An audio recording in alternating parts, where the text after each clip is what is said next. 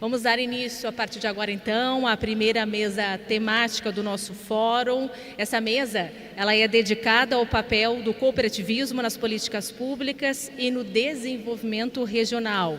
Nesse painel, nós vamos discutir como o cooperativismo se consolida como ferramenta estratégica para o crescimento econômico, para a geração de empregos e para o fortalecimento das cadeias produtivas, além de promover inclusão social e economia mais sustentável. Para moderar esse painel, eu convido o coordenador do ramo crédito da Organização das Cooperativas Brasileiras, a OACB, o senhor Tiago Borba.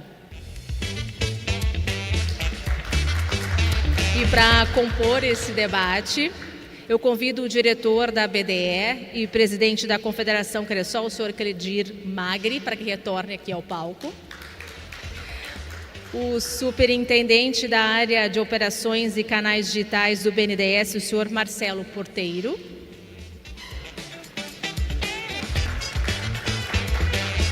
O diretor executivo da ViaCred Alto Vale, Sistema AILO, o senhor Ricardo da Silva.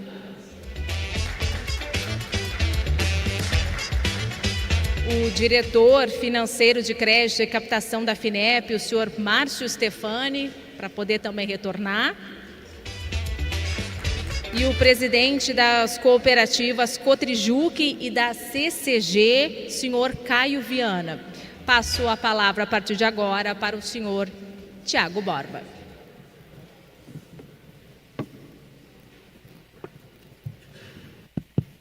Bom dia a todos.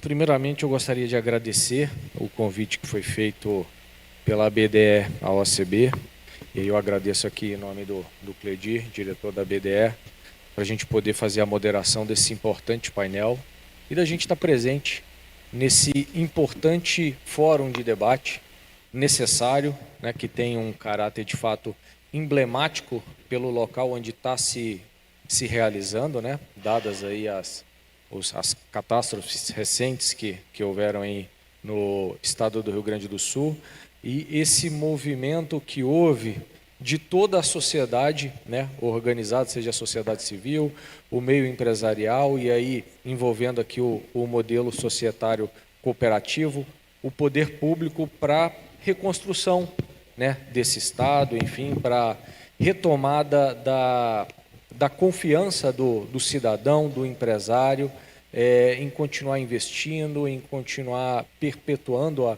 a família nesse local, nessa região, nesse estado. E eu acho que faz todo o sentido o mote desse fórum, né? O desenvolvimento regional e cooperativismo. Essas duas expressões, elas convergem, né? É uma simbiose, uma está dentro da outra. O cooperativismo é um motor de desenvolvimento regional, né?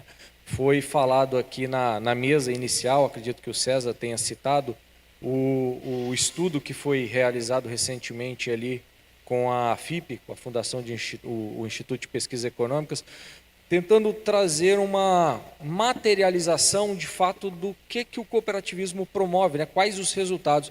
E a gente já sabia, obviamente, mas a gente ficou, em certa medida, até impressionado com o tamanho, né, dos resultados, o quanto que o cooperativismo auxilia e promove no desenvolvimento local, na geração de emprego, na geração de renda, na produtividade, seja no setor agro ou no comércio, no micro e no pequeno negócio. Então, são duas expressões que se conversam muito, o desenvolvimento regional e o cooperativismo. E nesse painel aqui eu estou tendo o privilégio, né, de moderar aqui, de interagir com figuras de relevância no cooperativismo, né, e também no setor público, né, grandes parceiros que a gente tem, o BNDES e o FINEP. Então, para dar início aqui à nossa conversa, ao nosso debate, eu vou seguir aqui o roteirinho que me foi apresentado, combinado não sai caro, né? Então, para iniciar, eu vou fazer algumas provocações aqui, tem uma ordem, e eu vou passando a palavra, mas sintam-se à vontade, obviamente, para falar um pouquinho da tua instituição, o trabalho que ela faz nesse mote de desenvolvimento regional e como o cooperativismo está interligado nessa questão do desenvolvimento. E aí eu vou começar com o Ricardo da Silva, o diretor da ViaCred Alto Vale. Eu sei que o Ricardo tem uma apresentação aqui para passar para a gente, mas, Ricardo, para fazer uma primeira provocação, eu queria deixar com você uma pergunta que seria: como a ViaCred está incorporando as práticas voltadas à sustentabilidade em suas atividades? Por favor, Ricardo. Muito bem, bom dia a todos. Vou pedir licença para apoiar aqui o material. Que alegria estarmos aqui nesse momento, num ano tão especial, como o Cledir falou na abertura, o Ano Internacional das Cooperativas. É um momento muito especial para todos nós, não é mesmo? Agradecer também especialmente aí ao André Godoy pelo convite de estar aqui nesse momento. E é uma oportunidade valiosa para debatermos o papel do cooperativismo no desenvolvimento das comunidades. Afinal, é um princípio do cooperativismo o interesse pela comunidade. E olha só, para mim, o cooperativismo também é uma estratégia de inclusão, de educação e de valorização do desenvolvimento local. Pela capilaridade que nós temos, que o cooperativismo tem no Brasil, ele tem condições de conhecer de perto as necessidades, as realidades e as potencialidades das nossas comunidades. Eu sou do interior de Santa Catarina, conectado com o cooperativismo desde criança. Minha mãe trabalhava na Hering como costureira e eu acompanhava ela todos os meses quando ela ia ao posto de atendimento, pois recebia o pagamento na Cred Hering, hoje ViaCred, e já sentia dentro de casa os efeitos de uma cooperativa.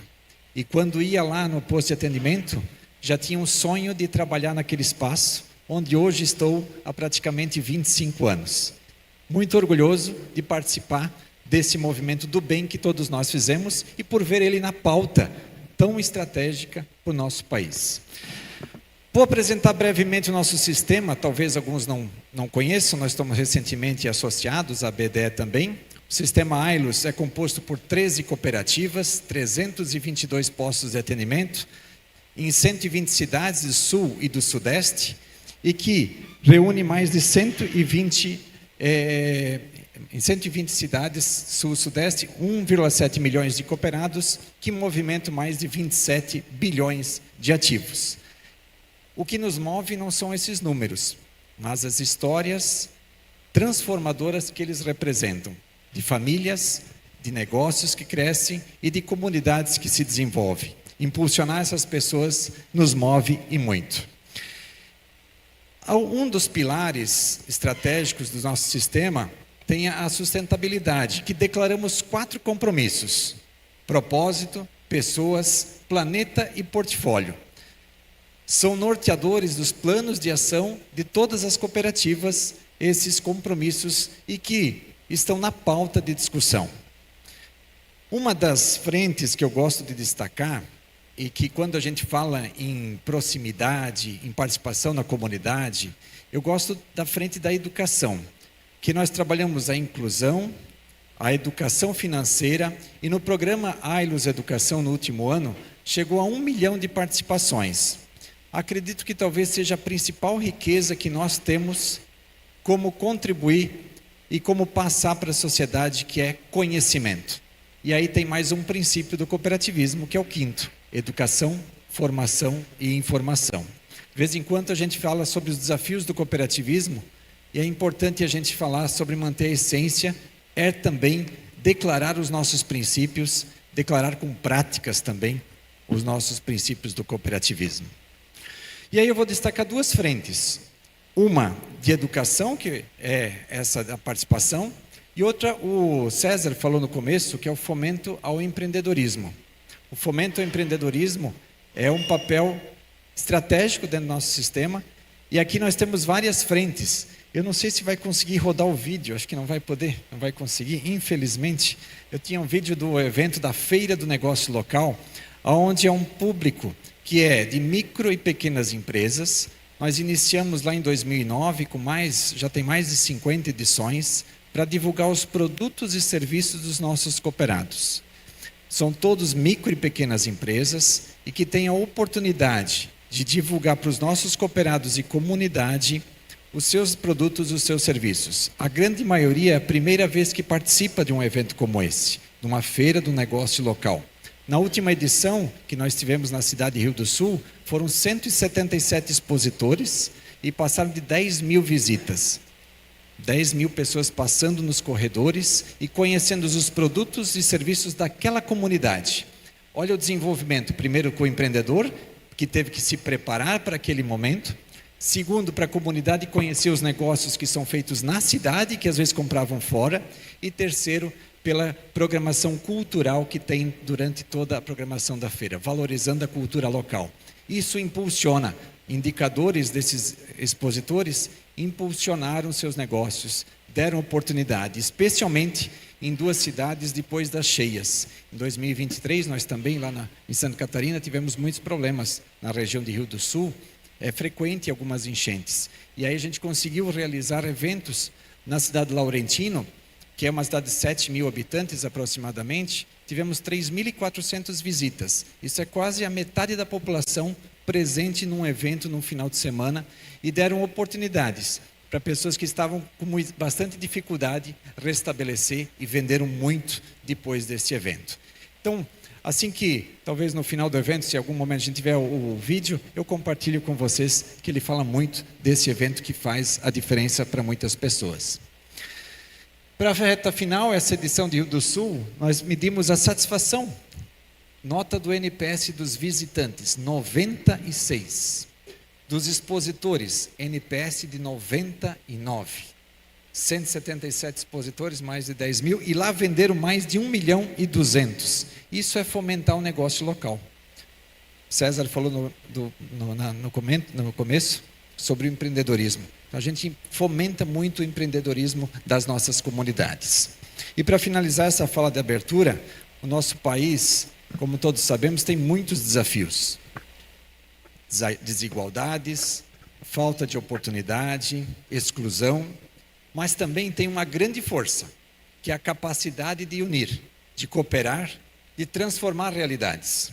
E essa é a essência do cooperativismo, que busca deixar e levar as pessoas ao centro.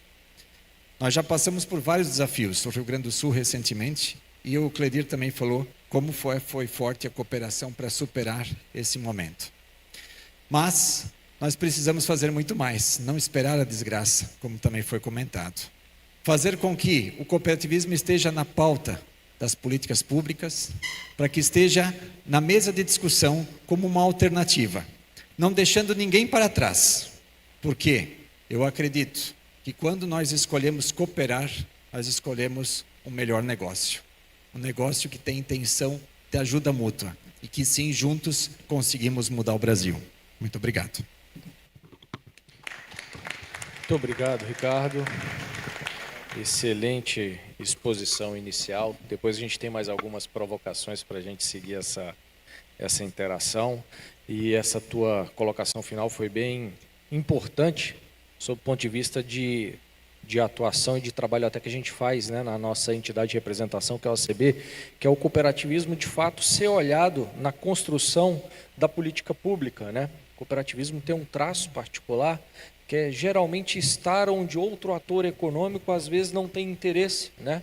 E aí tem um dado interessante que a gente sempre fala a exaustão, mas eu acho importante, né? No caso do cooperativismo de crédito, dados de final de 2024, as cooperativas de crédito estão em 469 municípios fisicamente, onde outra instituição financeira não está presente, né? E esse número tem crescido ano a ano, né? Então isso é um traço, né, que demonstra essa importância e esse cuidado que o cooperativismo tem de estar presente do olho no olho do atendimento do associado na ponta, né? Muitas vezes municípios muito pequenos, longínquos, de difícil acesso.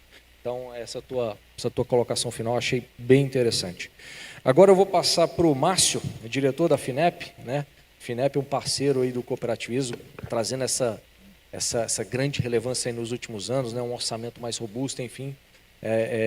Márcio, como é que a FINEP pode atuar em sinergia com o cooperativismo para impulsionar a inovação e projetos sustentáveis nas regiões? Obrigado mais uma vez. Trago aqui o abraço do presidente Luiz Elias. Disse que pode nos chamar, que quantas vezes formos chamados estaremos aqui. Primeiro eu vou dar uma dica, né? Se você for na FINEP e falar, ô FINEP, seu limite de crédito vai reduzir, seu spread vai subir, certo? Então, é como chegar lá no BNDES e perguntar ao porteiro, e o S do social? Ele já vai olhar. Então, nós somos, né, a financiadora de inovação e pesquisa ou a financiadora de estudos e projetos. A FINEP, ela, como eu disse no painel anterior, na abertura, ela foi retomada pelo presidente Lula, porque, lembremos, a FINEP constava no programa de desestatização do governo anterior. E não se desestatiza alguém que promove ciência e tecnologia, porque, né, muitas vezes o setor privado não entende que este é um dos seus papéis. Então, ela seria extinta e, ao contrário, né, graças, né, ao que foi decidido nas urnas, a democracia é linda, né, cada governo apresenta a sua proposta e a vencedora vigora, né, a ciência foi retomada. Nós, quando assumimos, Tiago, né, a FINEP tinha uma carteira de 9 bilhões de reais de crédito. Hoje ela tem uma carteira de 27 bilhões. Ela tinha no seu saldo devedor, né, apenas uma cooperativa ou 3, que era o sistema Cressol, operava conosco. Tinha naquela época 15 milhões de reais de saldo devedor com 10 contratos. Hoje, graças a esta potência, né, a este entendimento do que é o Brasil, né? As cooperativas entendem melhor o Brasil do que os bancos privados, porque cada cooperado é um dono, né? Cada cooperado é um dono. As cooperativas fizeram saltar de 15 milhões de reais, porteiro, para 1,7 bilhão. Né? Então, para quase 600 contratos. Né? As cooperativas são a longa-manos da política pública de apoio à inovação, porque é neste momento em que nós estamos em mais municípios de nossa história. É neste momento que nós conseguimos, também com as agências de fomento, fazer aqui uma menção especial às 4 aqui do Sul, ao BRDE, ao Badesc, ao Badesul e à Fomento Paraná, nos fizeram mais conhecidos. Então, há muito que inovar nas cooperativas e há muito que se entender o que é inovação, porque a gente pensa, em princípio, que inovação é colocar o homem na lua. Também é. Mas se eu tenho um processo, né, que está ultrapassado e eu vou melhorá-lo, isto é inovação. Então, vocês estão nos ajudando, né, as cooperativas, o tema deste painel está nos proporcionando a chegar a mais gente. Então, nós temos comunhão de objetivos. E quando se há comunhão de objetivos, se chega mais longe. Então, nós estamos chegando, né, há um norte também, né, foi dado um norte com a política pública do Mais Inovação, que somos parceiros com o BNDES, né? A nossa indústria precisa ganhar competitividade. Ficamos mais velhos, envelhecemos antes de enriquecermos, então é a produtividade. A produtividade está lá nas missões ditadas, então, né, saber para onde ir, haver um norte. Os recursos são escassos. Nós temos hoje o maior orçamento da história. Mas se compararmos, né, com outros países, ele ainda é pequeno. Eu lembro, Gastal, eu tive a honra de ser secretário do governador Eduardo Campos, lá em Pernambuco. E fomos ao estado de Baden-Württemberg, na Alemanha. Né, eu perguntei qual era o orçamento deles, né? Quando ele me disse em euro, eu ia transformar e ia dizer o nosso. Ele disse, cale a boca, não vamos falar aqui de pobreza, porque senão eles não vão nos considerar. Então, mas hoje há uma maior disponibilidade de recursos da história da FINEP. Nós tivemos, no presente ano, 7 bilhões de reais para crédito. Teremos 8,2 bilhões para o ano que vem, 8,8, que para o crédito descentralizado, que é algo que nos traz aqui, né, serão 2,2 bilhões, né, para o ano que vem de recursos ordinários. E negociamos com o Tesouro Nacional a possibilidade de um aporte capital e um novo reforço dos recursos disponíveis. E dizer que, né, o Congresso Nacional também teve a sensibilidade de colocar no rol de apoiáveis pelo nosso principal funding, que é o Fundo Nacional de Desenvolvimento Científico e Tecnológico, a possibilidade de apoiarmos cooperativas, de financiarmos, porque não havia esta possibilidade até pouco mais de um mês atrás. Então, a Lei 15.184, né, o Poder Legislativo brasileiro, né, estende às cooperativas, porque a gente financiava as cooperativas com recurso próprio. Então, havia um esforço, e o nosso caixa não é tão grande, o recurso próprio não é tão grande, embora tenha crescido muito. Também aqui, né, agradecer de público o ministro Fernando Haddad. É muito bom ter um professor como ministro da Fazenda, porque ele entende a importância da ciência e da tecnologia, então ele entendeu a importância de nos capitalizar para que nós chegássemos a mais lugares. Então, essa conjuntura atual nos permite trabalhar com as cooperativas, com os cooperados, com as pequenas e microempresas, com as grandes também, que também elas inovam, mas elas já eram vistas. Nós hoje estamos chegando àqueles que eram invisíveis. Então, temos muito a trabalhar, né, Tiago? Temos muito a trabalhar, e por isso estarmos aqui neste evento, assim como estaremos na Mercopar na semana que vem, porque, né, tem que tratar bem o cliente. A maior parte dos nossos clientes está aqui, né, e queremos expandir a nossa base de clientes. Então, temos muito a fazer, temos muito a trabalhar, né, e quando chegar lá no Rio, fale a FINEP, por favor, senão a gente é mal visto. O corpo aqui, a gente de carreira, quando fala ele já fica com raiva. Então, vou dar essa dica aí para a gente, né, continuar com a taxa mais barata, atrativa e adequada à inovação, né? A TR não é porque ela é barata, é porque os nossos concorrentes no mundo muitas vezes têm, né, subvenção direta, grants, né, o dinheiro que não incide juros.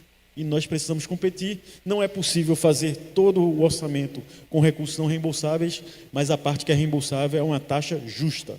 Não é subsídio, é bom dizer isso, não é subsídio. É a taxa justa, é o nosso custo de captação, porque se não fizéssemos, não teríamos tal taxa.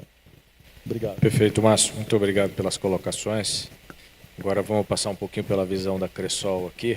Cledir, em relação à Cressol, como é que ela tem atuado para incentivar o acesso ao crédito inclusivo nas diferentes regiões do país?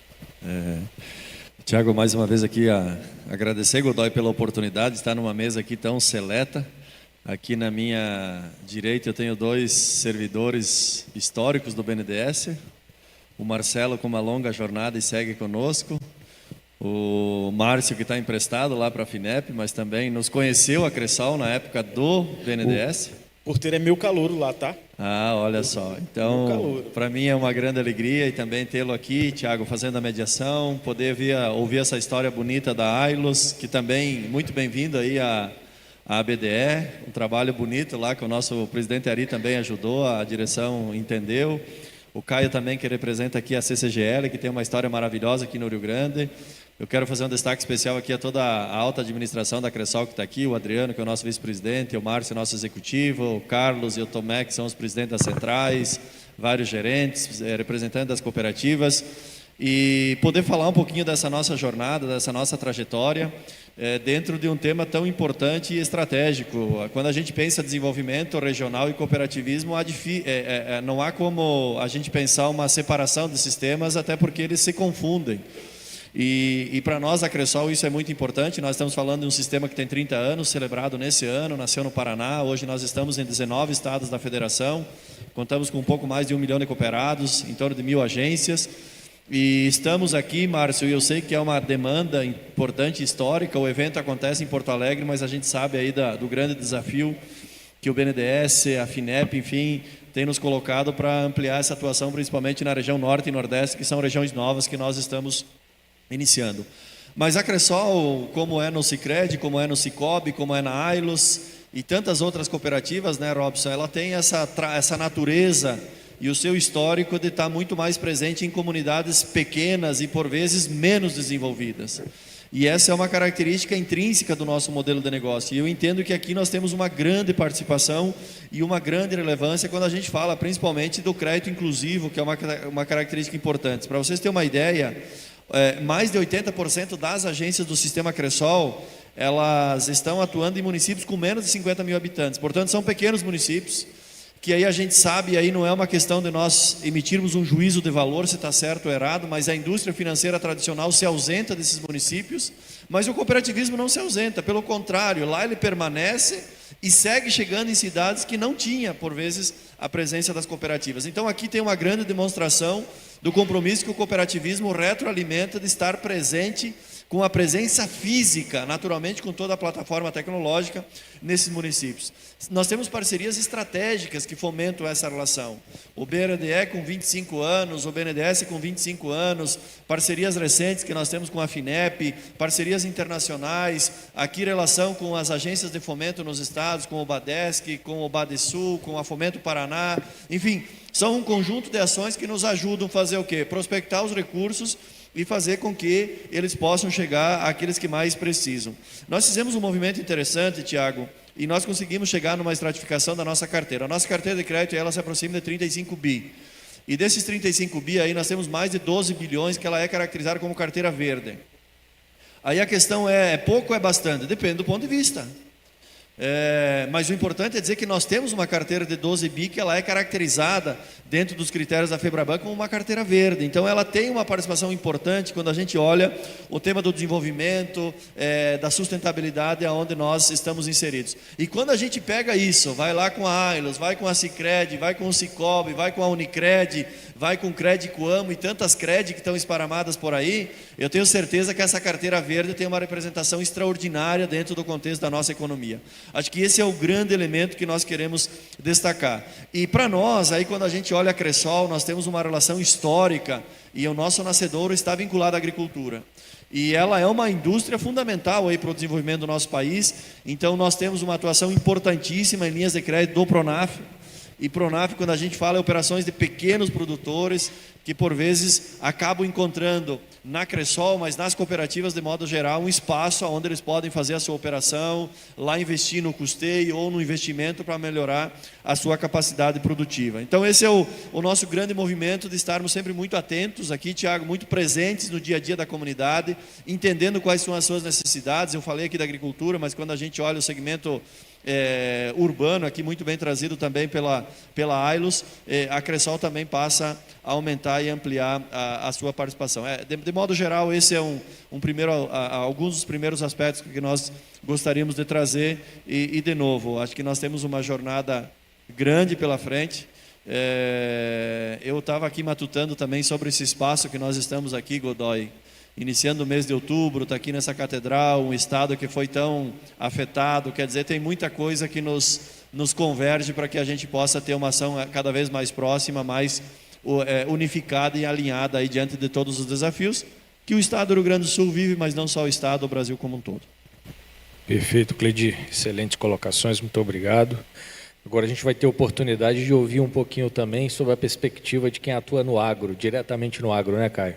Então, tem uma pergunta endereçada para você aqui, como as cooperativas agroindustriais, como a Cotriju e a CCGL, podem incentivar o combate a eventos climáticos extremos como secas e enchentes? Bom dia, a colegas de painel, uma satisfação, agradeço o convite de estar aqui e eu vou pedir licença para o Tiago.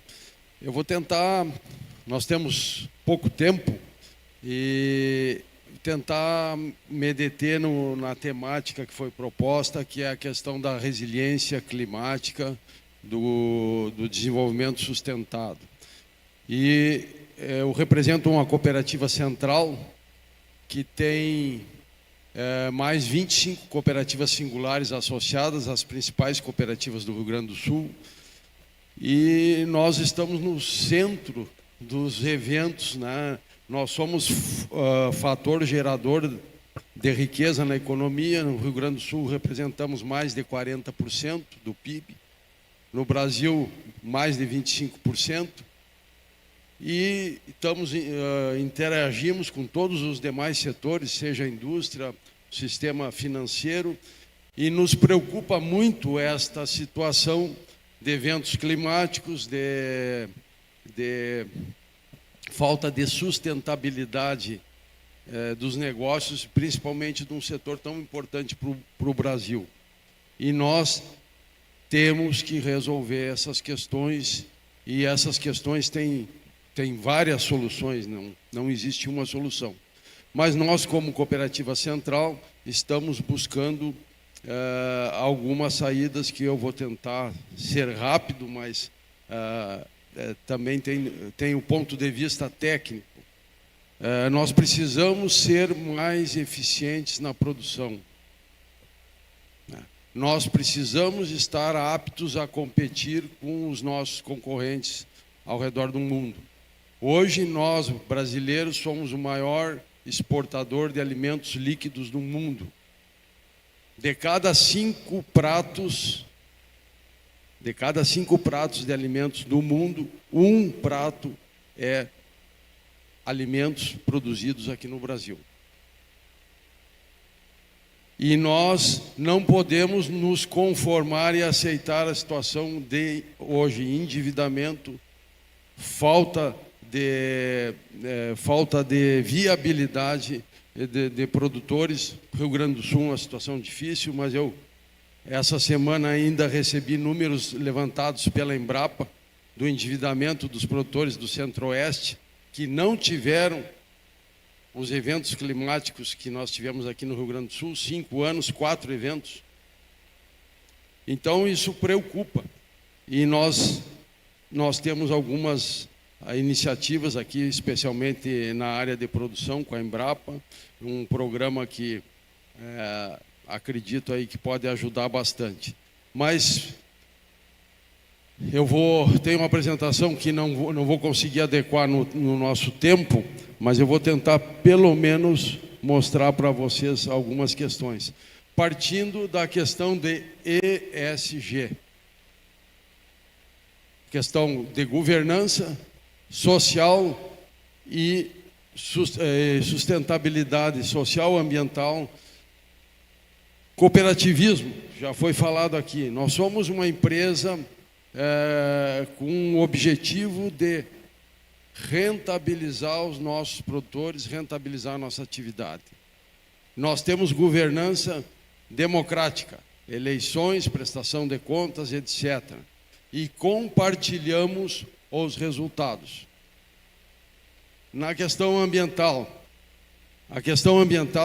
se nós não cuidarmos da questão ambiental, nós não vamos atingir o objetivo de produzir alimentos com rentabilidade.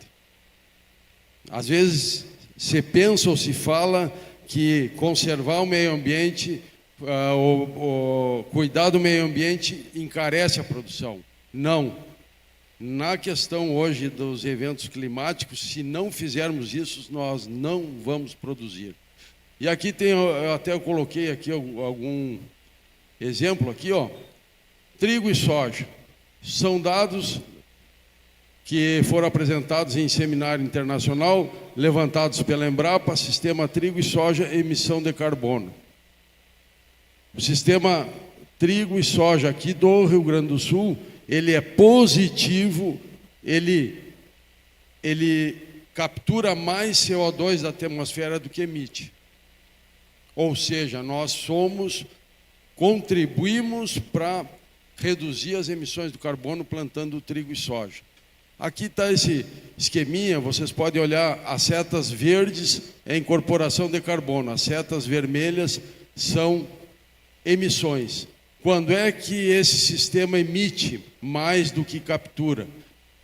No outono, entre a cultura de verão e a de inverno, e na primavera, entre a cultura de inverno e a cultura de verão. Os programas que nós estamos trabalhando com a Embrapa vai fechar isso aqui com plantas, chamado Operação 365. Plantas sobre o solo 365 dias do ano. Não inventaram nada até hoje para fixar CO2 da atmosfera do que a folha verde, a fotossíntese, né, que captura a luz solar, CO2, incorpora no solo e transforma em alimentos. Então, o agronegócio brasileiro é a ferramenta que nós temos para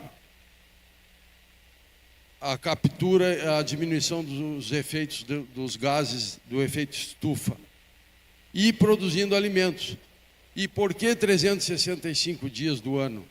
Porque esses eventos de enchentes que nós tivemos, de excesso de água, e falta de chuva aqui no Rio Grande do Sul são problemas de conservação e de reter essa água no solo.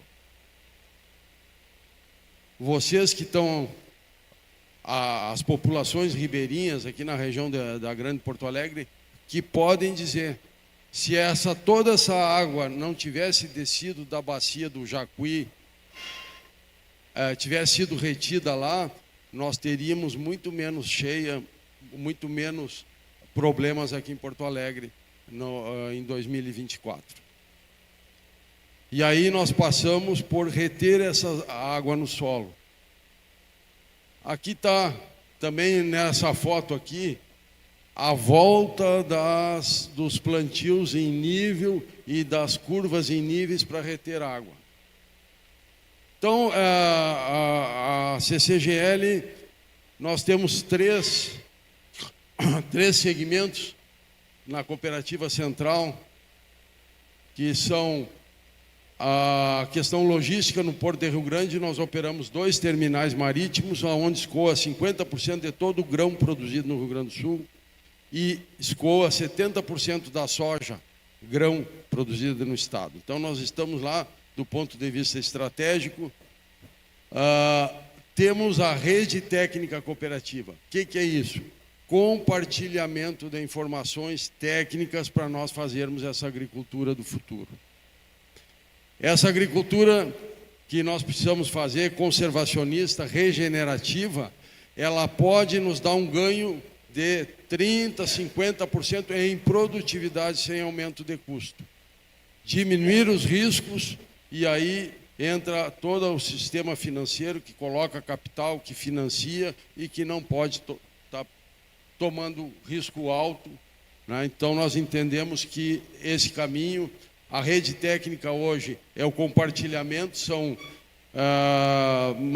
16 campos experimentais em todo o Rio Grande do Sul, onde todas as informações são compartilhadas por todas as cooperativas, de forma a reduzir custo e fazer essa informação chegar ao produtor para que ele possa adotar essas práticas conservacionistas e de altos rendimentos. Então, nós temos, e complementar a isso, em 2018 lançamos a plataforma chamada Smart Coop. É uma plataforma inteligente para a gestão das propriedades, aonde nós conseguimos, com tecnologia, também baixar os custos de assistência técnica e fazer essas informações serem adotadas pelos produtores, aumentando a eficiência desses produtores. Essa plataforma, embora jovem, ela já está com... Hoje no Rio Grande do Sul ela já está praticamente com 3 milhões de hectares cadastrados na plataforma, e já estamos colhendo os primeiros resultados. Mas falando em manejos, aqui para que vocês tenham ideia do manejo de solo, em 2020, na safra 19/20, com estiagem, o pessoal que adotou a Operação 365, manejo de solo, feito esse levantamento em 23 cooperativas, colheu na média 48 sacos de soja por hectare. Os agricultores que não adotaram essas práticas, 35 na média. Vocês vejam, são 13 sacos, isso dá 25%. Sobre os 35 dá 40%. Se perdeu isto, não para seca, se perdeu isso para falta de manejo adequado. E aí temos levantamentos que não temos tempo aqui para nos deter, né? Então 40% de produtividade, ali rotação de culturas nos dando 20% de aumento de produtividade no primeiro ano, 12% no segundo. Então, esse conceito de 365, mas isso aqui foi apresentado pelo saudoso professor Centelhas, hoje falecido, no primeiro fórum da RTC. Essas aqui são as médias, o potencial do genético que tem a soja hoje. né, os materiais que nós temos, nós poderíamos produzir aí, aqui não dá 150, 170 sacos de soja. 44 sacos se perde porque o clima nunca vai ser o ideal. Ou no plantio, ou no correr, ou a temperatura, alguma coisa vai acontecer, então, desse potencial 44 se perde tanto num sistema bem manejado como num sistema não manejado. E aqui os campeões de produtividade do Brasil colheram 115 sacos. E a média brasileira nessa safra foi de 51. O que é essa perda de 92 sacos aqui? Manejo. Os que manejaram bem aqui tiveram uma perda de 28 de manejo. Então nós estamos com 125% perdendo por questões de manejo, questões de inteligência humana, questões de trabalho, questões de posicionamento. Isso são dados efetivos. Nós não podemos continuar tendo essas perdas. Nós temos que fazer alguma coisa.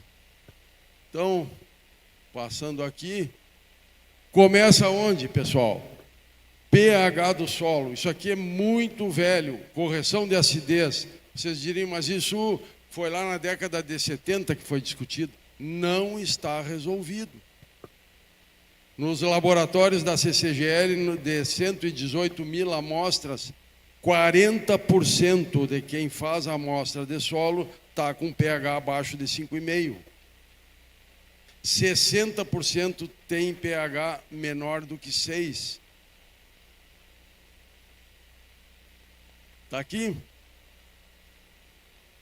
Então, pH acima de 6, como precisa, 10%.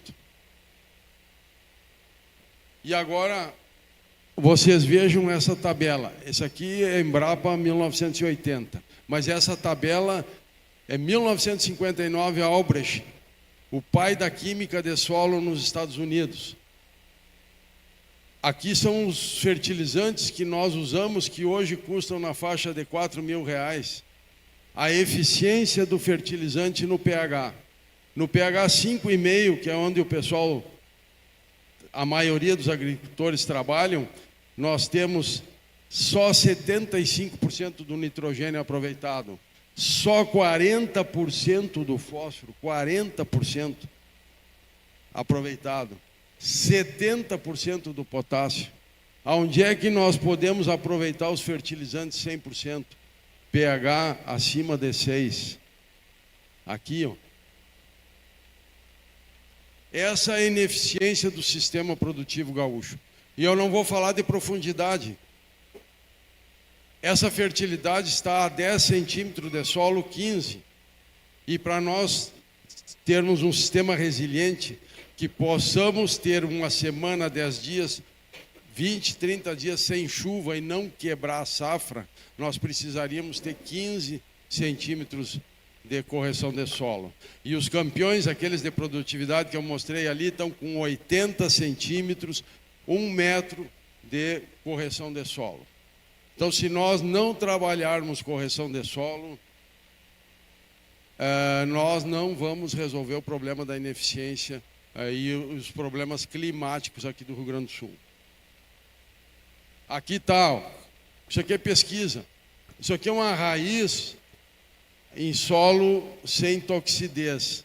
Aqui é a raiz onde tem acidez. Como é que nós vamos ter planta saudável e produtividade se a raiz não consegue crescer? Isso aqui é os exemplos. Raiz normal, raiz deformada. Raízes são o segredo. Essa aqui é a raiz nesse solo de 10 centímetros que eu falei para vocês. Ela chega ali, ela não vai para baixo. Por quê? Porque ninguém entra em lugar que não é bem recebido. Quando nós vamos na casa de um amigo, se nós não somos bem recebidos, a gente não entra. A raiz não vai aonde é inóspito, aonde tem acidez, onde tem toxicidade. Então, nós temos esse tipo de raiz. Nós queremos esse tipo de raiz aqui. Esse tipo de raiz, ele busca água a profundidades maiores. Que tal exemplo? Ó. Essa raiz, 10 dias sem chuva, aguenta. Essa raiz aqui, com solo com 30, 50, 15 dias. E essa raiz aqui, 25 dias. 60 a 100. Nós já temos registros de raiz com 5 metros de profundidade.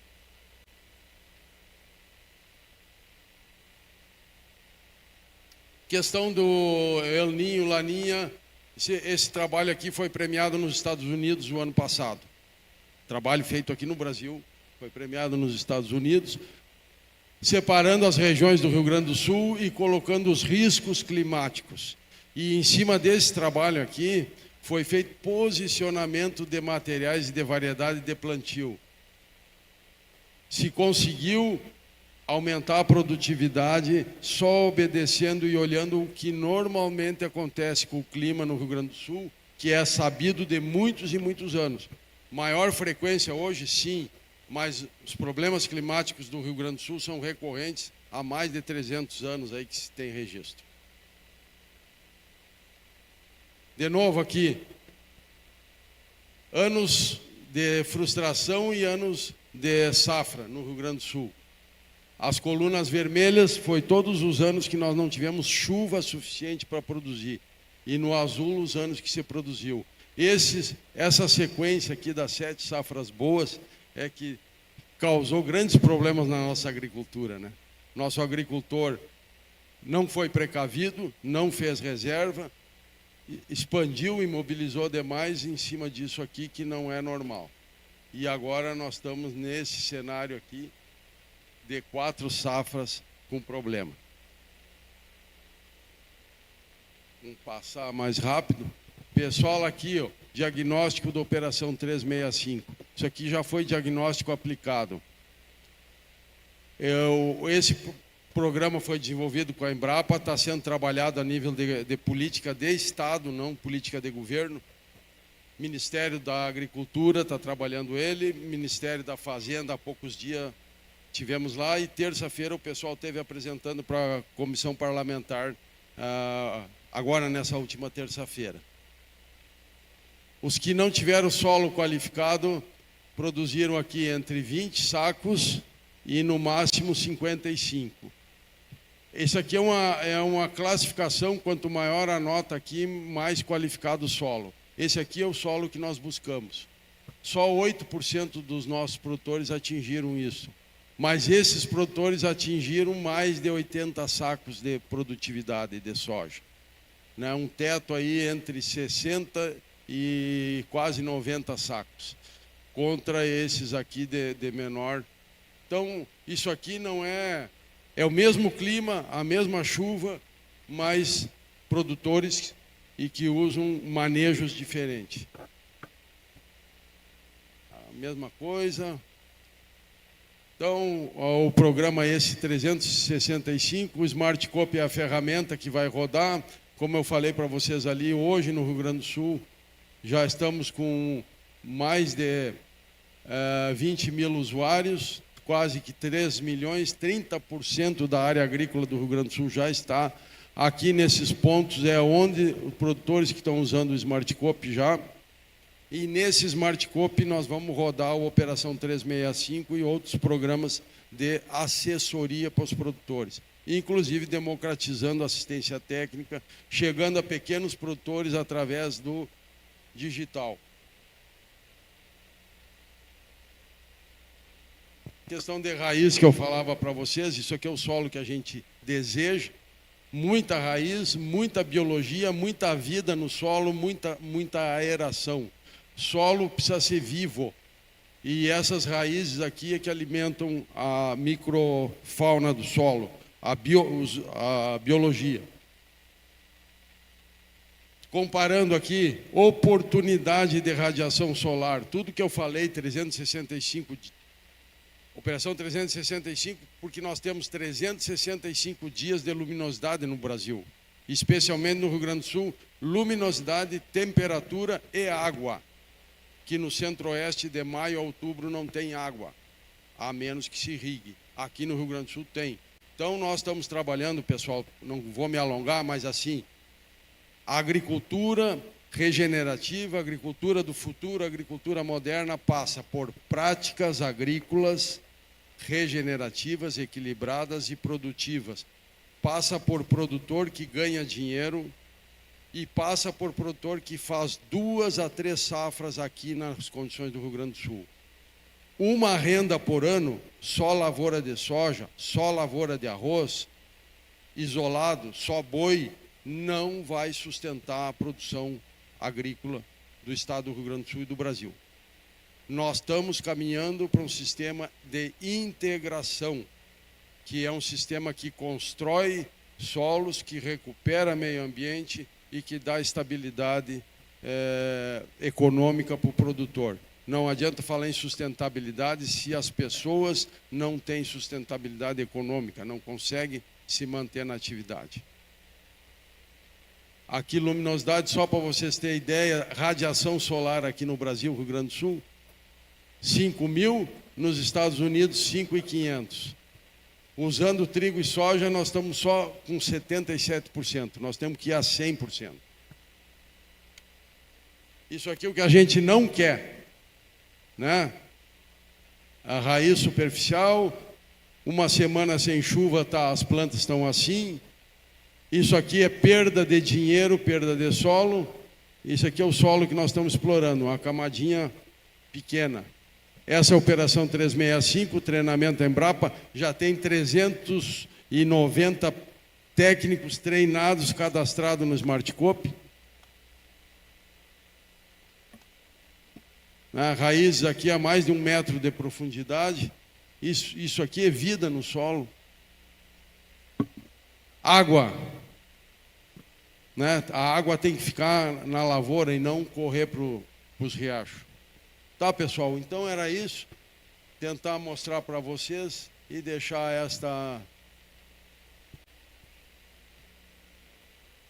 essa mensagem aí.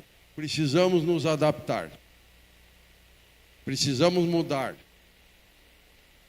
para nós conseguir superar as dificuldades e criar desenvolvimento e riqueza. Muitíssimo obrigado, Caio. Excelente exposição, completa. Agora a gente pode ouvir um pouquinho da experiência do BNDES, né? O BNDES que teve uma atuação muito forte, muito ativa aqui na reconstrução do Estado.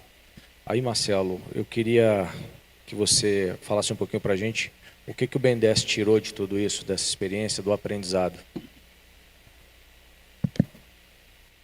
Bom dia. Primeiramente, queria aqui agradecer o convite da BDE aqui na pessoa do André para estar presente aqui nesse evento. Acho que é muito importante a gente fazer um debate do Sistema Nacional de Fomento, né? Um sistema que tem crescido em importância no apoio ao desenvolvimento do país. Cumprimentar aqui meus parceiros de mesa, que são parceiros de longa jornada, de longa trajetória, Tiago e Cledir aqui, parceiros de primeira ordem no sistema cooperativo. Meu amigo aqui, Márcio, representando a FINEP, o BNDES FINEP tem construído muitas soluções em parceria, coordenadas para o investimento em inovação. E Caio e Ricardo, aí, parceiros também do BNDES, CCGL e ViaCred, e Ailos, Sistema Ailos, são parceiros importantes aí do banco. Eu queria trazer aqui uma visão, não trouxe uma apresentação, mas queria compartilhar com vocês um pouco a visão do BNDES como Banco Nacional de Desenvolvimento, a importância do Sistema Nacional de Fomento e do sistema cooperativo para que o banco consiga chegar em todas as regiões do país, em todos os municípios. Então, hoje o BNDES está presente em mais de 93% dos municípios brasileiros. A gente tem uma rede muito extensa de parceiros, de bancos comerciais, de bancos de montadora, mas o Sistema Nacional de Fomento, as agências de fomento, os bancos de desenvolvimento, as cooperativas de crédito, os bancos cooperativos, eles desempenham um papel fundamental nessa estratégia, especialmente a estratégia do BNDES de chegar nos pequenos empreendimentos, nas regiões mais remotas, promovendo desenvolvimento regional, promovendo uma melhor qualidade de vida, promovendo uma sustentabilidade. Então, todas essas estratégias, elas passam muito fortemente pelo Sistema Nacional de Fomento e pelas cooperativas de crédito. Então, eu gostaria de compartilhar aqui com vocês algumas políticas, dentre as dezenas de políticas públicas que o BNDES executa. Eu selecionei algumas políticas que eu acho que a importância do Sistema Nacional de Fomento das Cooperativas ela é central e a gente consegue comprovar isso muito fortemente com dados e com evidências. Então, compartilhando alguns dados, agora no primeiro semestre de 2025, o BNDES ele injetou na economia 130 bilhões de reais. Aproximadamente 90, desses 130 bilhões, aproximadamente 90 bilhões de reais foram direcionados a micro, pequenos e médios empreendedores. E as cooperativas de crédito e os bancos de desenvolvimento e agências de fomento, eles respondem, nesse volume total empregado na economia, algo entre 25% e 33%, dependendo da série que você analisa. Então, se é uma série um pouco mais longa, o Plano Safra tem uma importância muito grande, as cooperativas de crédito têm uma importância muito grande. Então, dependendo da série que a gente avalia, a importância é algo como 1/4 a 1/3% é viabilizado pelas cooperativas de crédito e pelos sistemas ligados à BDE. No ano passado, nós tivemos, dentre os maiores distribuidores de crédito, o Sicredi ocupou a primeira posição, algo que era tradicionalmente ocupado por um banco comercial, né, um grande banco comercial, mostrando a força aí, do cooperativismo, né?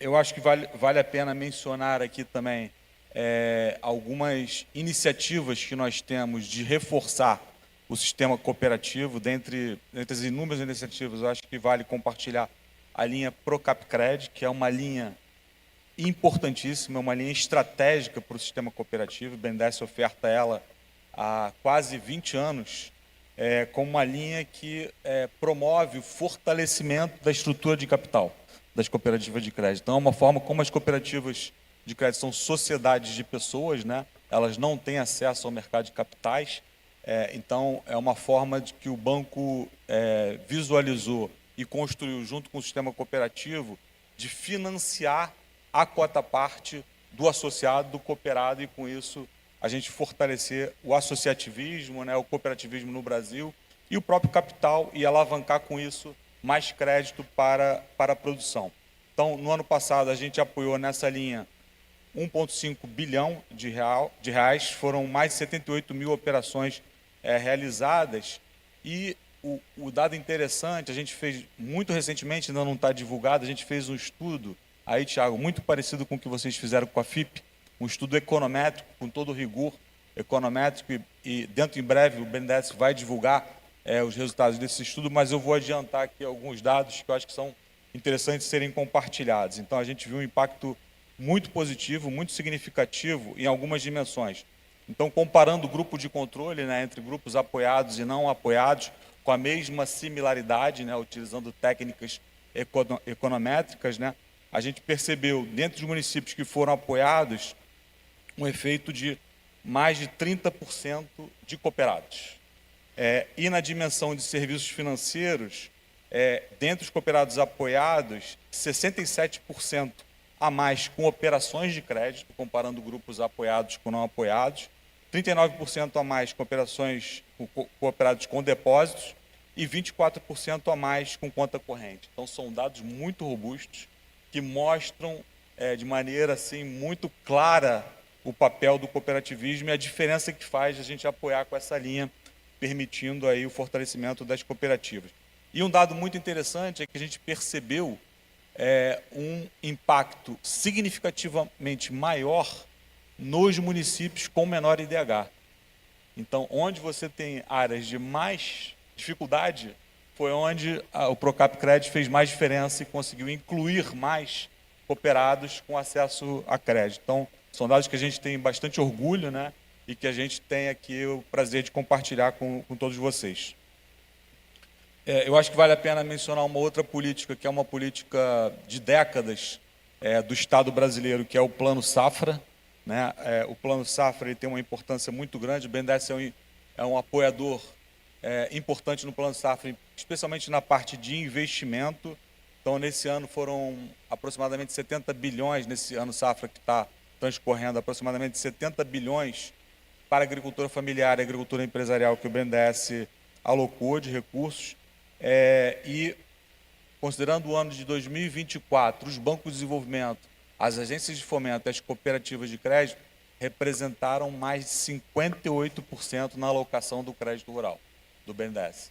Então, mostra aí a relevância e a importância. E quando a gente faz o recorte de agricultura familiar no PRONAF, os bancos de desenvolvimento das cooperativas representaram mais de 93% do valor aprovado. Então, especialmente onde você tem mais necessidade de crédito, né, para o pequeno produtor, onde o crédito faz muita diferença. A gente sabe a importância da agricultura familiar, especialmente no fornecimento aqui do alimento para o consumo aqui doméstico, mostrando aí a força do cooperativismo e a parceria do BNDES com o cooperativismo, como faz toda essa diferença. Agora, nesse momento, a gente passa no setor rural por alguma dificuldade, né, como foi mostrado aqui na apresentação. A gente vive um momento de desafio em termos de preço, em termos de condições climáticas, e o governo resolveu editar a MP 1314 e definir o BNDES como operador. São 12 bilhões de reais que estão sendo disponibilizados para apoiar produtores de todos os portes, né? Essa linha já está regulamentada pelo BNDES e a gente agora, na próxima semana, a gente começa a operacionalização dela. Vai ser uma linha muito importante, né, Cleidir, para apoiar o segmento que vem passando por alguma dificuldade. A gente sabe que é uma dificuldade transitória, o setor é muito resiliente, mas, enfim, precisa desse apoio e certamente aqui os bancos de desenvolvimento, as cooperativas terão um papel central na distribuição desses recursos para os agricultores que tanto precisam desse apoio nesse momento. Eu acho que outras pautas aqui importantes de serem mencionadas toda a agenda de garantias de crédito, que foi muito desenvolvida pelo BNDES e ganhou um impulso grande ali a partir do Covid. A BDE foi uma parceira bastante importante, mas no advento ali da pandemia, que a gente teve um estrangulamento, né, nas receitas de muito pequenos negócios, né, e que tiveram muita dificuldade de acesso a crédito. Então, o banco ele apoiou ali com o FGI-PEAC, foram mais de 20 bilhões de reais que foram colocados pelo governo federal, que se transformaram em mais de 100 bilhões de reais em garantias para os pequenos empreendedores. Se a gente pega todo o conjunto de fundos garantidores que o banco opera, são aproximadamente 300 bilhões de reais que já foram dados em garantias de crédito, o que transforma aí toda a agenda de fundos garantidores numa peça central do crédito no Brasil hoje, especialmente para micro, pequenas e médias empresas. E a gente está discutindo agora, mais recentemente, como é que a gente pode transbordar toda essa tecnologia e essas ferramentas também para o meio rural. A gente sabe da necessidade, então a gente vem sendo muito procurado aí pelo governo, né, e pelas instituições, para que a gente possa também criar instrumentos de garantia que apoiem o segmento rural. E, mais recentemente, eu acho que vale a pena compartilhar aqui uma informação importante. A gente tem uma parceria com o SEBRAE, num novo fundo garantidor, que é o Fundo Garantidor BNDES SEBRAE, que é recentíssimo, e a gente já atingiu 2 bilhões de reais em créditos garantidos, numa velocidade muito grande. E o SEBRAE, que faz parte aí da BDE também, né, que está congregado aí na BDE, tem sido um parceiro importante aqui para a gente desenvolver as garantias de crédito, especialmente ali para micro e pequenos negócios. Me encaminhando aqui para o final da minha fala, só compartilhar também que a gente tem uma iniciativa muito importante nesse momento das tarifas, que foram estabelecidas as tarifas, né, pelo governo norte-americano para as empresas brasileiras. A gente espera aí que essa negociação possa avançar, mas enquanto perdurarem essas tarifas, o governo federal lançou o programa Brasil Soberano, que o BNDES é o operador, né?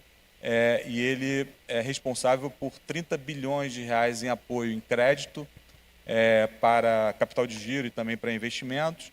E o BNDES colocou mais 10 bilhões de reais de linhas próprias para apoiar as empresas que foram impactadas pelo tarifaço.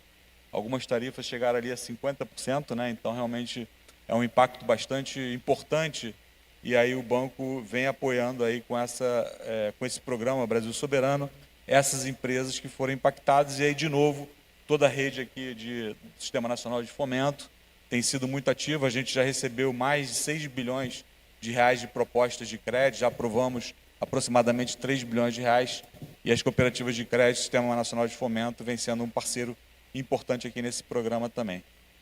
E por fim, já que estamos aqui no Rio Grande do Sul, a gente não poderia deixar de falar, né, sobre os eventos climáticos do ano passado, né, sobre as chuvas e todas as enchentes que atingiram duramente aqui o Estado, e que o BNDES foi um parceiro importante, esteve aqui presente no primeiro momento. A gente deslocou uma equipe aqui para Porto Alegre, estivemos presentes aqui fisicamente na primeira semana da tragédia para dar apoio a todos os empreendedores que sofreram bastante naquele momento, e os agricultores que sofreram bastante naquele momento. Então a gente apoiou fortemente aqui com renegociações de dívidas, com linhas incentivadas e também com garantias. Foram aproximadamente 29 bilhões de reais que foram apoiados aqui para o Estado.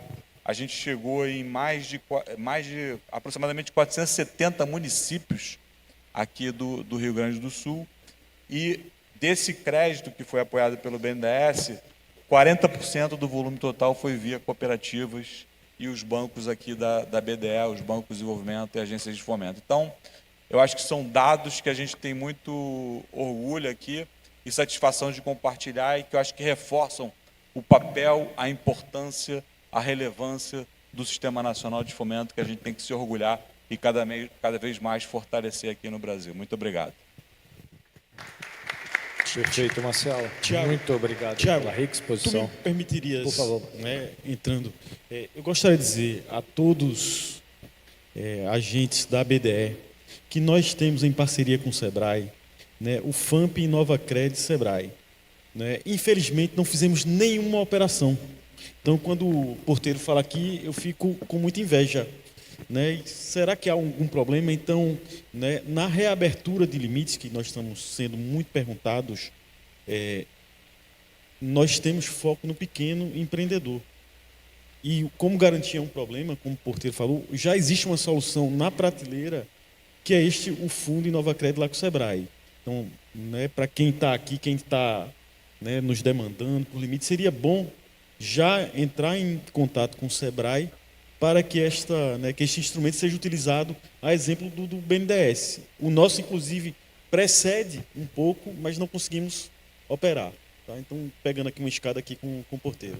Ótimo, Márcio. Marcelo, muito obrigado, viu, pela excelente explanação. E aí, pegando um gancho rápido em relação ao Procapcred, né, a gente teve a satisfação de ter um spoiler ali dos resultados. Tivemos uma reunião rápida com o time lá do BNDES na semana passada. E, de fato, aquilo evidencia o que a gente tem sentido ao longo dos anos, né? A importância do programa para o crescimento, para a evolução, para a robustez patrimonial que tem auxiliado o cooperativismo de crédito para poder injetar crédito produtivo na ponta, né? Para desenvolver aquelas localidades. E ressaltar e agradecer, enfim, o trabalho que foi feito na modernização na linha, né, no ano passado, né, aumentando o limite, questões de taxa, criando inclusive um tratamento diferencial para as regiões Norte e Nordeste, né, para a gente fortalecer o cooperativismo lá nessas duas regiões. Então, isso é muito importante. O Procapcred é uma linha muito importante para o cooperativismo de crédito. Obrigado. E agora, retomando aqui, para a gente tentar fazer mais uma rodada geral aqui com os nossos debatedores, eu queria retomar aqui uma provocação para o Ricardo. Ricardo, em relação à ViaCred Alto Vale, né?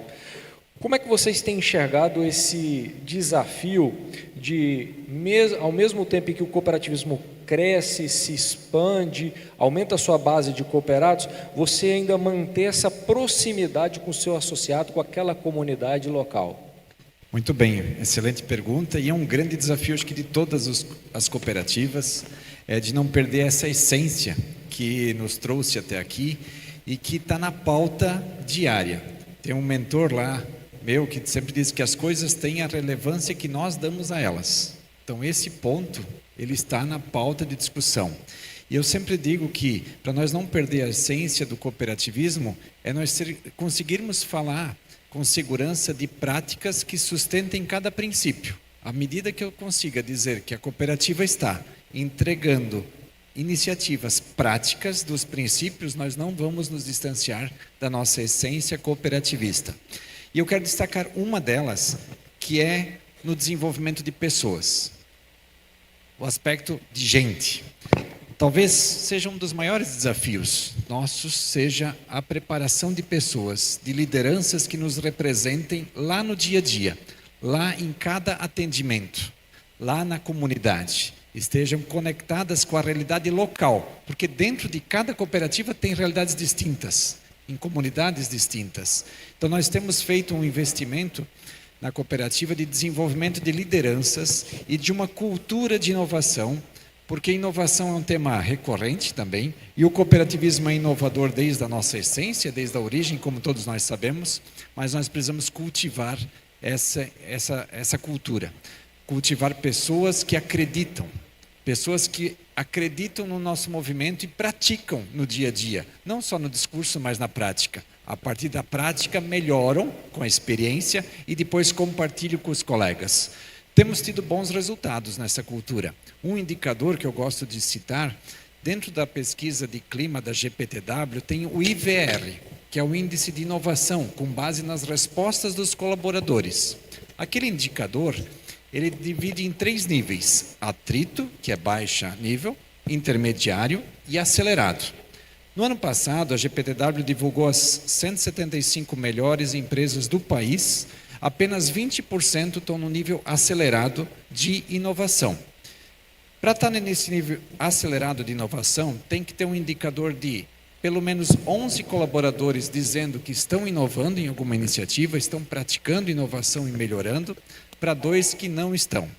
Nós tivemos a felicidade de, em 2024, estar com 25 e em 2025, agora, estar com 32. Então, nós estamos num nível acelerado, construindo uma cultura de inovação interna dentro da nossa cooperativa, protagonizada sempre pelos nossos líderes. Então, o investimento estratégico, para nós não perder a essência, é desenvolver lideranças. Primeiro dentro de casa, na equipe interna, e depois com os nossos cooperados.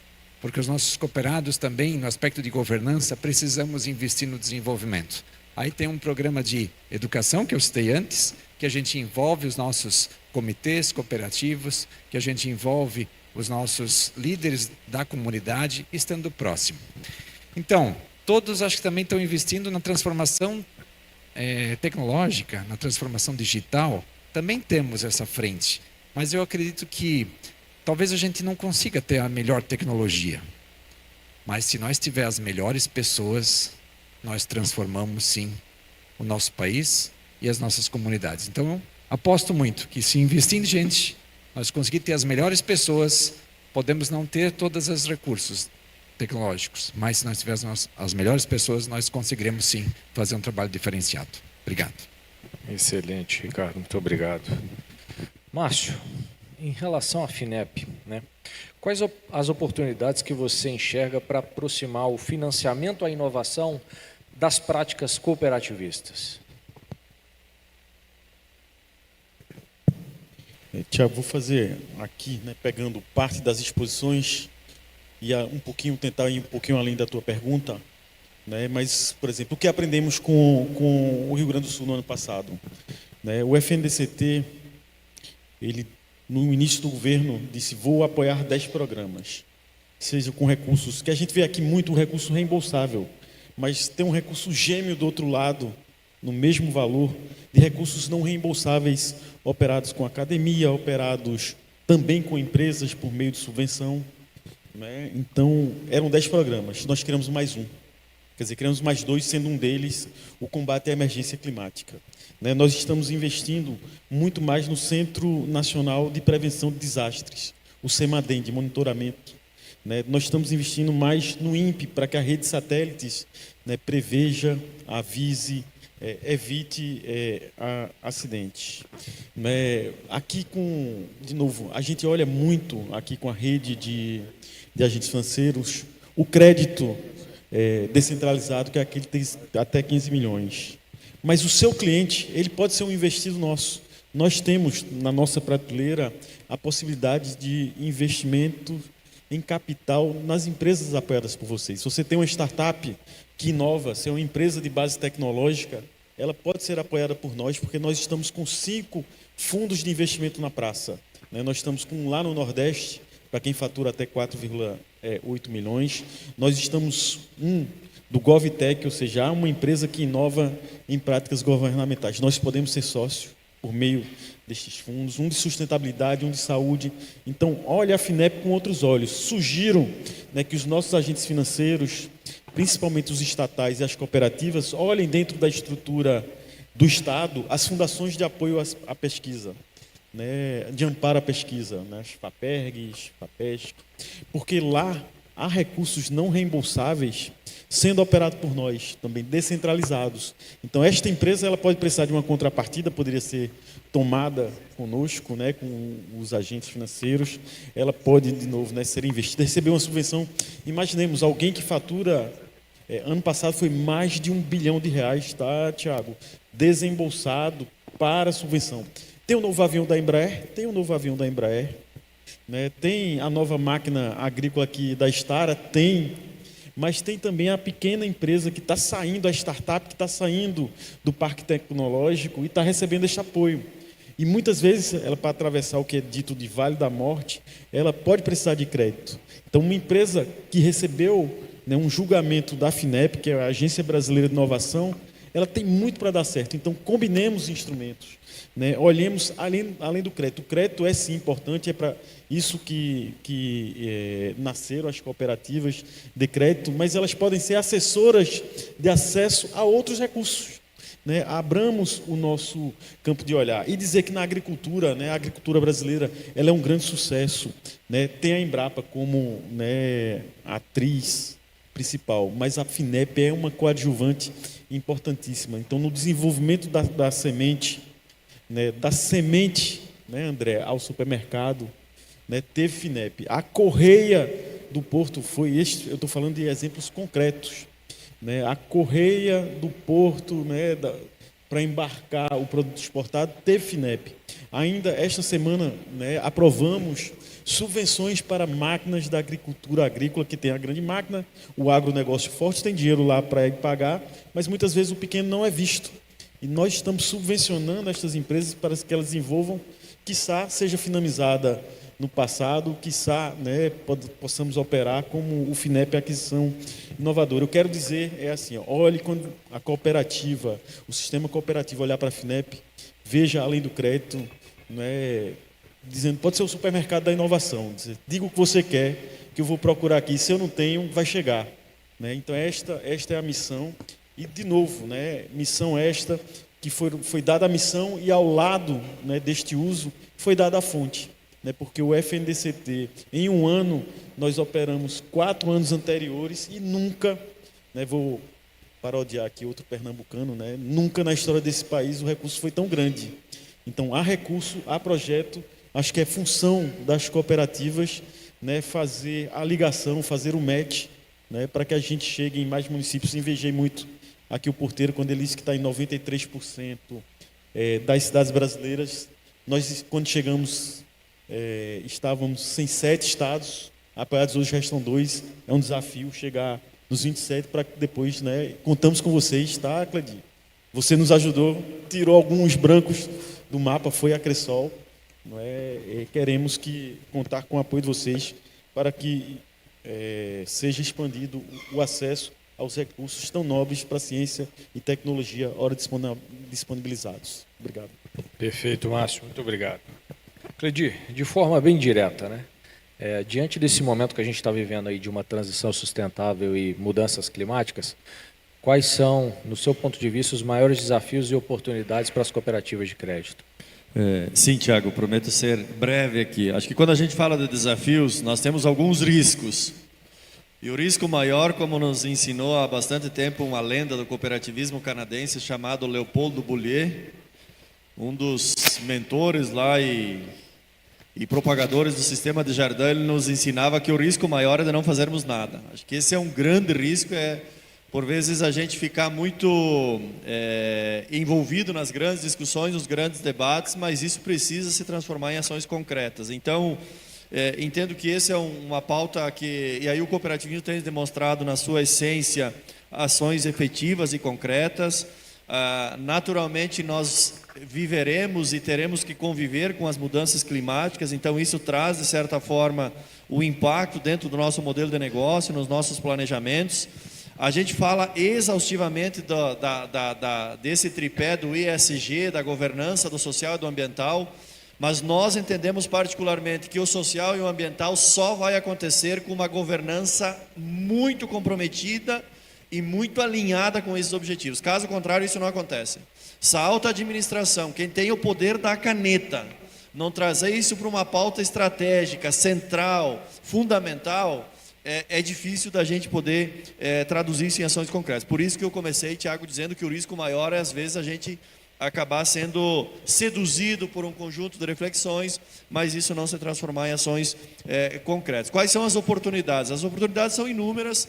Eu acho que esse momento todo nos abre, inclusive, novas oportunidades de negócios, olhando sempre para esse mote da questão da sustentabilidade.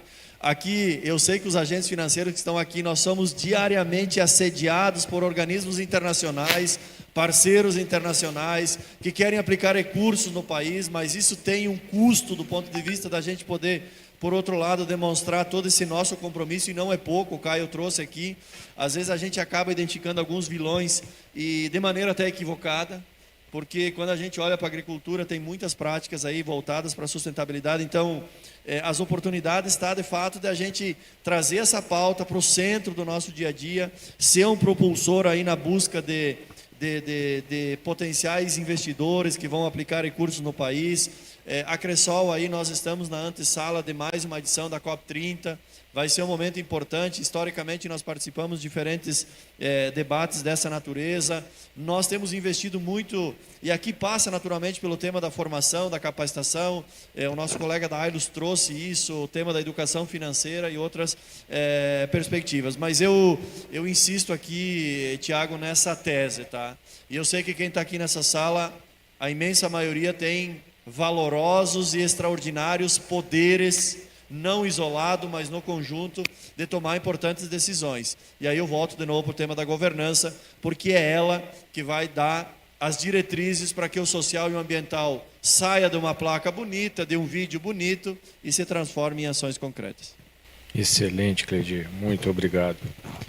Caio, voltando contigo, uma pergunta agora mais voltada para o acesso ao crédito. A gente sabe que esse é um dos grandes desafios aí para o setor produtivo rural, né? Então, em relação ao financiamento, no seu ponto de vista, quais que são os principais obstáculos hoje encontrados pelos produtores e pelas cooperativas agropecuárias, e o que pode ser melhorado nesse ambiente para ampliar o acesso a linhas de financiamento do setor produtivo rural? Bem, eu acho que o crédito é um insumo extremamente importante, e essa transformação que a gente falava aqui, de nos adaptarmos às mudanças e ao cenário econômico também, e termos um sistema de produção resiliente e estável, né, sustentável principalmente, passa também por uma adaptação do sistema de crédito, financiar projetos regenerativos, sustentáveis e produtivos, né? Esse sistema não é um sistema como o Brasil vem praticando há muitíssimos anos, que o sistema financeiro ele aporta crédito por culturas, e nós não podemos mais pensar a agricultura de soja isoladamente, de arroz isoladamente. Nós temos que pensar em agricultura de sistemas, porque só a agricultura de sistemas é sustentável, é regenerativa, é ambientalmente correta, e aí o crédito precisa aportar recursos para a agricultura de médio prazo, de 3 ciclos, de 4 ciclos, e não financiar 6 meses de lavoura de soja, 4, 5 meses de lavoura de trigo, e aí o produtor não tem recurso para fazer aqueles manejos que eu mostrei ali. Aprofundamento de raiz, correção de solo, aporte de matéria orgânica no solo. 78% da matéria orgânica que se cria no solo, que é vida, vem de raízes mortas. Não vem de palha na superfície. Como é que a gente faz isso? 1% de matéria orgânica no solo tem capacidade de armazenar 225 mil litros de água. Daria para trazer aqui hoje, colocar aqui em cima dessa mesa, uma esponja e derramar essa água aqui, ou derramar essa água aqui na mesa. Simples assim, pessoal. Nós precisamos ter matéria orgânica no solo para que a água fique no solo. Essa água que é tão cara para fazer irrigação, essa água que nos faz falta aqui quando passa 2 semanas sem chuva, quando as temperaturas chegam aí a 40 graus no verão. Então, pessoal, aproveitar, acho que é muito rica essa oportunidade, porque estamos aqui com os principais entidades responsáveis pelo financiamento do desenvolvimento brasileiro, que a gente comece, e aí muito boa a colocação do Clenir, isso é sistêmico, não pode ser uma voz isolada. Nós temos que pensar numa agricultura de sistemas e precisa que o setor que financia essa agricultura enxergue da mesma forma.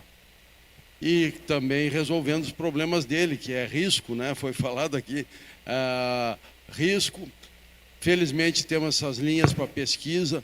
A pesquisa é a informação compartilhada, como tu também disseste, né, Clenir? O compartilhamento de informações hoje com a inovação, o Ricardo falou em inovação, a gente tem como fazer essas informações chegar, tem como fazer esse movimento sistêmico aí de todas as entidades, de todos os órgãos, o setor público extremamente importante, ele precisa compreender isso também, acredito que está acontecendo, e aí nós vamos ter vamos dizer, uma economia, um conjunto da economia, porque não é a agricultura faz parte desse conjunto. Vamos ter aí realmente sustentável, né, com questão ambiental e com governança junto. Perfeito, Caio. Muito obrigado. Marcelo, para a gente fechar essa segunda rodada aqui, concluir o nosso painel, já estamos bem em cima da hora, olhando um pouquinho para os micro e pequenos negócios, né, eu queria te fazer uma pergunta. Como é que o BNDES está trabalhando para ampliar o acesso ao crédito a esse público, né? Especialmente naquelas regiões que são menos atendidas pelo sistema financeiro? E como que os canais digitais podem ampliar a capilaridade e o acesso nessas regiões? Bom, perfeito, Tiago. Essa é uma pauta central para o BNDES, dentro, ali, diria, dos top 5 temas do BNDES hoje, de planejamento estratégico. Essa questão de acesso a crédito ela é muito importante.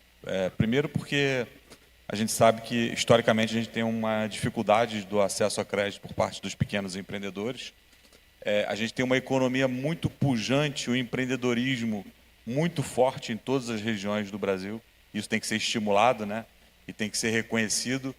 A gente tem contornos hoje de condições de crédito de mercado muito desfavoráveis. Na verdade, o empreendedor é muito corajoso, né? E muito herói ali de enfrentar todas as dificuldades que existem para empreender, e um crédito extremamente caro, né? E muitas vezes burocrático, e que afasta e que repele, né, o empreendedorismo. Então, o Banco de Desenvolvimento ele tem que estar muito preocupado com esses temas. Eu acho que o Sistema Nacional de Fomento tem um papel central nisso. Então, o banco vem fazendo várias iniciativas no sentido, primeiro, de trazer mais garantias para o sistema, de maneira, a gente sabe que muitas vezes os ativos físicos são limitados na oferta de garantia desses empreendedores. Então, a gente trazer sistemas que consigam ofertar colateral, dar melhores condições, alongar prazo do crédito é outra pauta importante. O crédito no Brasil é muito de curto prazo ainda, né? Então, muitas vezes você vê, analisando carteiras de crédito, pequenos empreendedores tomando crédito de investimento num prazo completamente incompatível, né, com a necessidade dele de investimento, do retorno do capital. toda a parte de assessoramento, e aí o Sebrae tem um papel fundamental nisso, a OCB, em trazer assistência técnica, trazer conhecimento, tecnologia para os empreendedores, são pautas relevantes.